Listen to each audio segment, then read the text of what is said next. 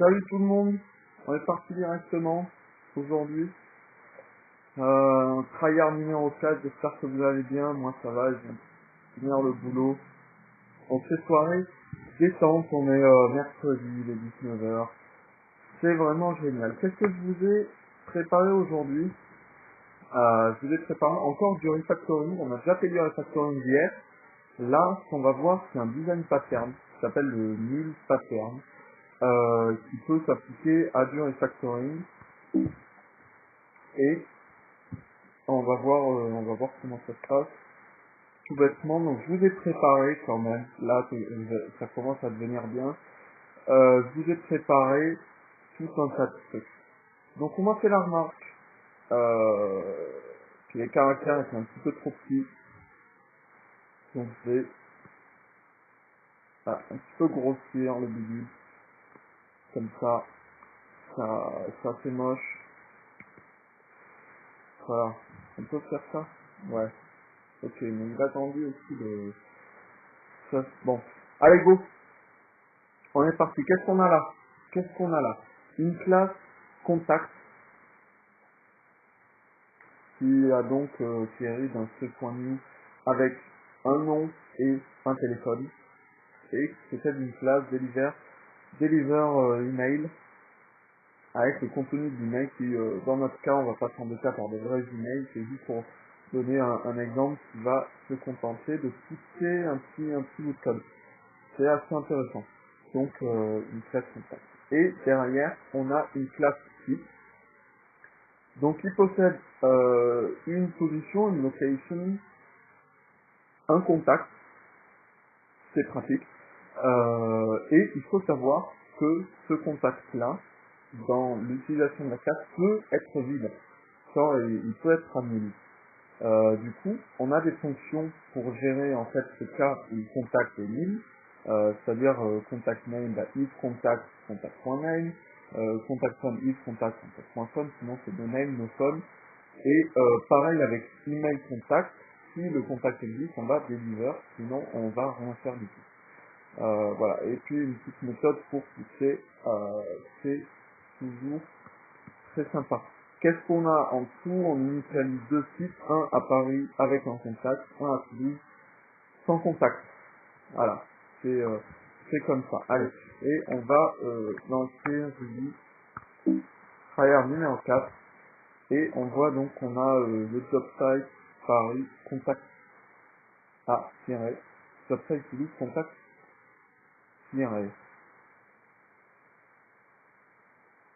Ce qui n'est pas normal, puisque celui à Paris devrait quand même ben avoir tout ça à l'intérieur, hein. Donc là, je ne comprends pas. Je ne comprends pas pourquoi, et à la limite, allez, on va s'amuser parce que l'épisode était censé être beaucoup plus court,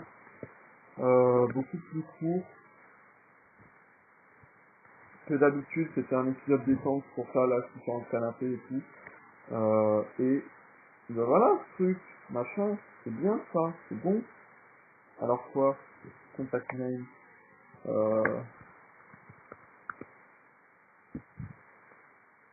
ah, mais oui, j'ai fait arrobas contact name, tout je suis bête. Non, c'est moi, voilà, c'est dans le coup. C'est dans la fonction QF que j'ai fait juste avant de venir. Vous avez fait de la merde sur ce que vous appelez des variables, alors que les fonctions, n'importe quoi. Ce Thomas c'est tranquille. Voilà, donc ça marche complètement mieux. Paris, contact, Toulouse, pas de contact. No name, no phone. Ok, donc ça, c'est vraiment très chouette. Qu'est-ce qui va nous déplaire dans ce bout de code? Qu'est-ce qui va nous déplaire? C'est toute cette partie-là de gestion du contact vide en fait. Moi ça me saoule un petit peu, chaque fois que j'ai besoin d'accéder au contact, de dire bah si le contact existe, je fais quelque chose, sinon je fais autre. Si le contact existe, je fais quelque chose, je fais autre. En passant là, j'ai pris une contact volontairement très pénible, hein, parce qu'on aurait pu faire quelque chose d'un petit peu plus sympa, si, vous avez bien suivi le premier tryhard avec les ou, etc. Hein.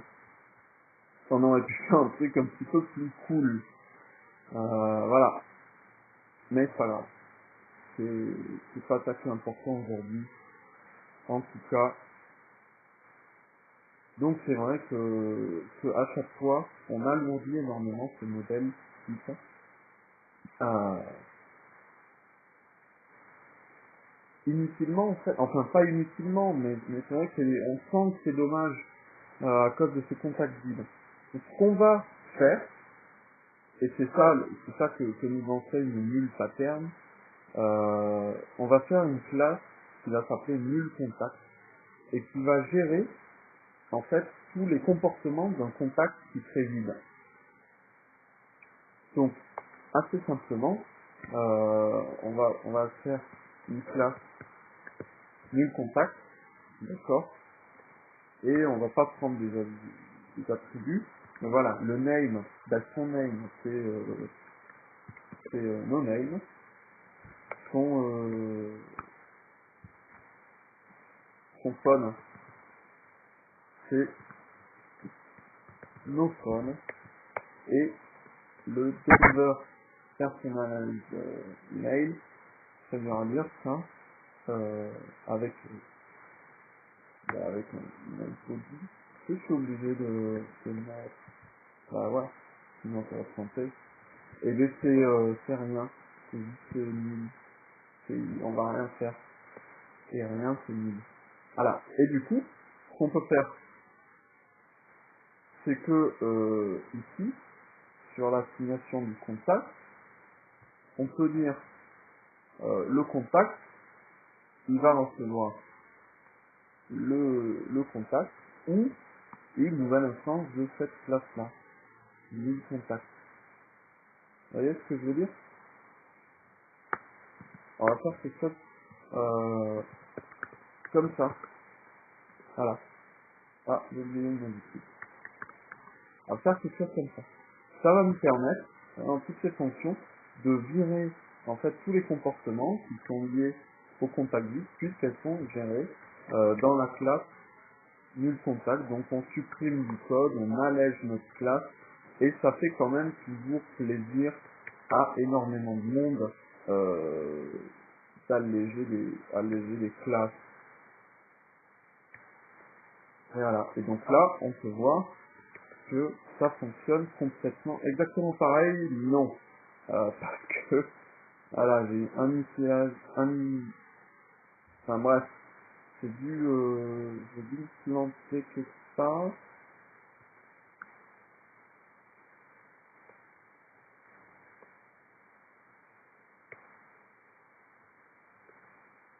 Non. Très bien. Ah oui, bah def. Puisque, voilà, pourquoi vous me le dites pas aussi? On va se calmer, hein. On va se calmer, là. Trop de... Ah là. Allez. Donc on est reparti sur mon pied. Tout fonctionne bien. On a toujours, en fait, exactement le même résultat que tout à l'heure. Sauf que notre classe subtype a été simplifiée comparé à ce qu'on pouvait avoir. Et tout le comportement d'un contact qui est vide a été déplacé dans une classe nul contact. Donc l'avantage de cette méthode, ben, voilà, comme je le répète depuis 4 fois, c'est qu'on simplifie nos classes, ok. Les inconvénients, c'est qu'on doit dupliquer à chaque fois toutes les méthodes qu'on va créer dans contact. On va devoir les dupliquer dans nul contact pour gérer le cas d'un contact vide.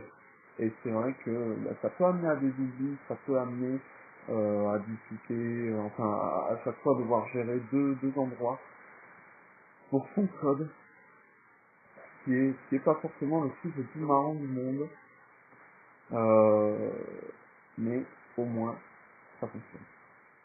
Voilà, c'était tout pour aujourd'hui. Je vous avais dit que c'était un épisode assez court, et comme vous avez été sympa, j'en sais rien.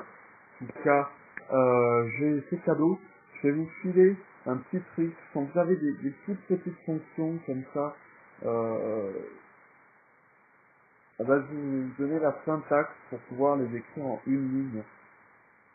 ouais, ouais, il suffit de mettre les parenthèses explicites des arguments sur le nom de la méthode, en fait, qui va délimiter la fin des arguments, parce que si vous mettez pas les parenthèses que vous allez mettre derrière, par exemple si je fais ça, là, ça va être considéré comme un argument de la méthode, c'est les parenthèses optionnelles.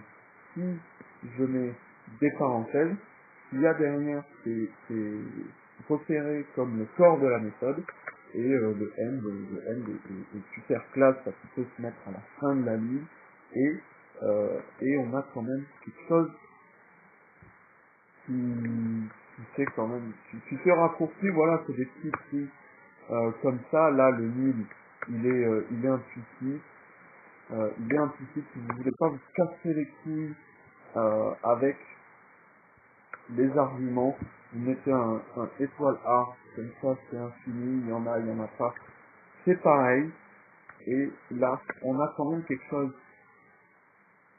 qui est beaucoup plus court, parce qu'on a mis nos fonctions sur une ligne, alors faut faire attention, il faut tout mettre sur une ligne.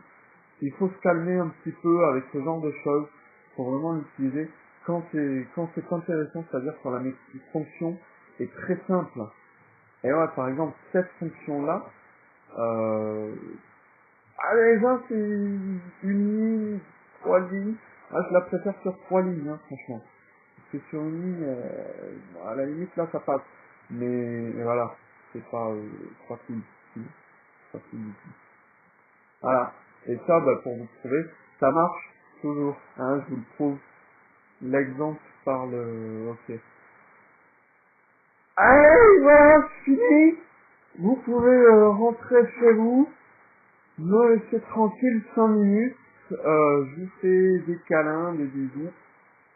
Et on se retrouve pour un prochain tryhard très bientôt. Et je m'occupe toujours à régler, voilà, la zone de l'écran, les espaces inoccupés, la taille de la police, le micro, tout ça.